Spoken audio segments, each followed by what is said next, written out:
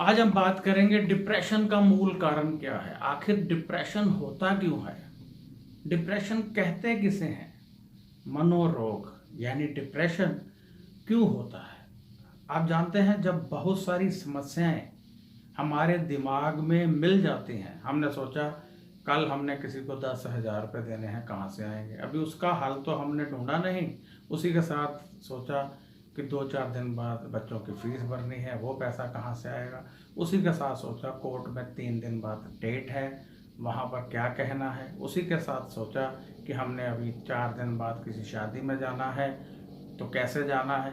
जब ये सारी समस्याएं आपस में मिल जाती हैं तो डिप्रेशन का रूप ले लेती हैं। यानी हमें खुद पता नहीं होता कि हम किस समस्या के बारे में विचार कर रहे हैं और उसका हल क्या है। बस एक समस्या के बारे में भी विचार संपूर्ण होता नहीं और दूसरी शुरू हो जाती है दिमाग में, दूसरी, फिर तीसरी, फिर चौथी, फिर पांचवी। तो इसका मेन कारण क्या है? कारण यही है कि हम जब बहुत सारी समस्याओं को अपने दिमाग में रेगुलर चलाते हैं और उनका समाधान अपने दिमाग को नहीं देते हैं, तो सारी समस्याएं मिलकर जो नई समस्या पैदा करती हैं उसे हम डिप्रेशन कहते हैं। तो इसका निवारण क्या है? इसका निवारण ये है कि आप एक तो अच्छी नींद लीजिए, दूसरा, यदि आप जागृत अवस्था में ही चाहते हैं कि जल्दी से जल्दी इस डिप्रेशन से बाहर निकला जाए, तो एक कागज पेन ले लीजिए और जितनी समस्याएं हैं उन सबको कागज पर लिख लीजिए। नंबर 1, नंबर 2, नंबर 3, नंबर 4, और फिर 1 नंबर से शुरू हो जाइए उनके समाधान ढूंढना। और सोच लीजिए, समस्या है कि 10,000 रुपये किसी के देने हैं तो कैसे देंगे? कोई हल नहीं मिल रहा, तो अंत क्या है? अंत यही है कि वह व्यक्ति आएगा और झगड़ा कर सकता है या फिर पुलिस केस कर सकता है। तो आप सोच सकते हो कि उसको कैसे आपने मनाना है या उसको क्या कहना है। दूसरी, जैसे आपने सोचा कि शादी में जाना है तो कैसे जाना है, उसका निवारण कीजिए। लोन की किश्त देनी है, उसका निवारण कीजिए। यानी कहने का अर्थ ये हुआ कि जब आप एक एक समस्या के बारे में पूर्ण रूप से विचार कर लेंगे और उसके नीचे कैसे क्या करना है लिख लेंगे, तो डिप्रेशन का रूप नहीं बनेगा।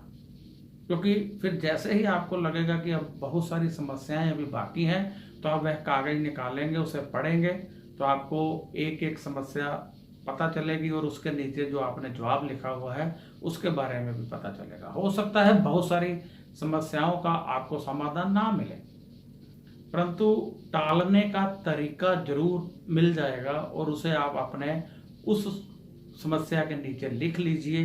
इससे क्या होगा कि आप डिप्रेशन में नहीं जाएंगे। दिमाग बार बार 6-7 चीज़ों पर विचार नहीं करेगा, जब भी करेगा एक ही बात पर विचार करेगा।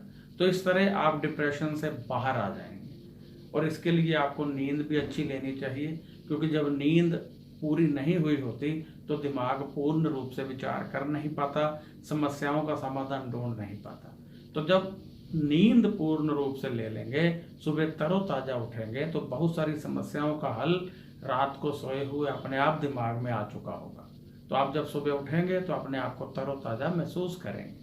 डॉक्टर क्या करते हैं कि आपको नींद की मेडिसिन देते हैं, जिससे आपको बहुत नुकसान होता है और आप दिन के समय भी नींद में ही घूमते रहते हैं। तो इससे कहीं अच्छा है कि आप पोटाशियम की मात्रा बढ़ा दें, यानी केला ले लें, तरबूज ले लें।